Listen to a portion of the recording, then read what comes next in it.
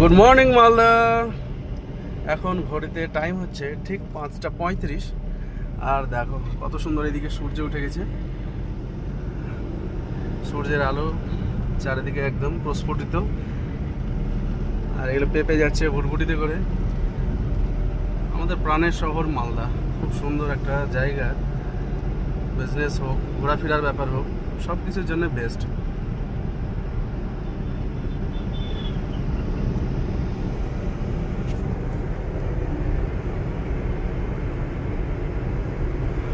সকাল সকাল তোমাদের সকলকে স্বাগত। আর আমি এখন রথবাড়ি থেকে 420 মোড়ের দিকে যাচ্ছি। পুরোটা ফাঁকা রাস্তা, এই দিকটা পুরোটাই ফাঁকা।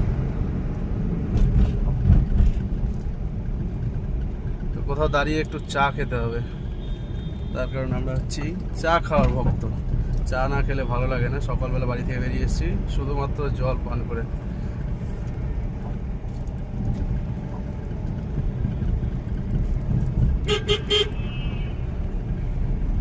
আর এখন আমি যাচ্ছি মহানন্দা ব্রিজের উপরে, যেটা হচ্ছে সব থেকে পুরোনো ব্রিজ মালদার, মানে এপার আর ওপার কানেক্টিংয়ের জন্য। এইদিকে গাছ পড়ে গেছে ঝড়ে। কিছুদিন আগে যে ঝড়গুলো হলো, মানে এইবার যে বৃষ্টি হচ্ছে সব ঝড় নিয়ে বৃষ্টি হচ্ছে। আর দেখো রাতের বেলা ল্যাম্পপোস্টে আলো জ্বলে না, আর সকাল হয়ে গেছে তারপরে বন্ধ হয় না। তো এই হচ্ছে পরিস্থিতি। ডিসিপ্লিন বলে কিছু নেই। সামনে দিকে বিএসএফের গাড়ি আসছে।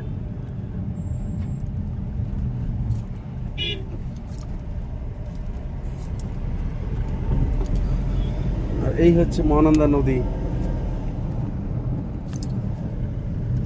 মানুষ মর্নিং ওয়াক করছে এই দিকটাতে পুরো। আর এই দিকটাতে হচ্ছে রাবণ বধ হয়।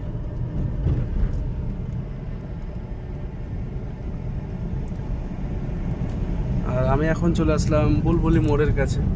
আর দেখো এইখানেও ঠিক গরু দাঁড়িয়ে আছে, যেটা ওদের অধিকার। কেউ চাইলেও এদেরকে সরাতে পারবে না রাস্তা থেকে।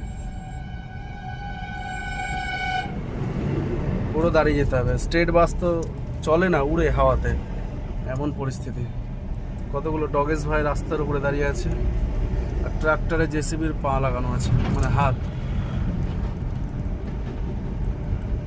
আর এটা হচ্ছে বুলবুলি মোড়। মানে অ্যাকচুয়াল বুলবুলি মোড় হচ্ছে ডান দিকে, আইও বুলবুলি। কিন্তু এখান থেকে যেহেতু মানুষ বুলবুলি যেতে পারে, গাড়ি পাওয়া যায়, সেই জন্য এই জায়গাটার নামও হয়ে গেছে বুলবুলি মোড়। আর এটা হচ্ছে মঙ্গলবাড়ি। এখানেও দেখো ঠিক একই রকমভাবে গরু দাঁড়িয়ে আছে। মানে এইদেরকে সরানোর কেউ নাই।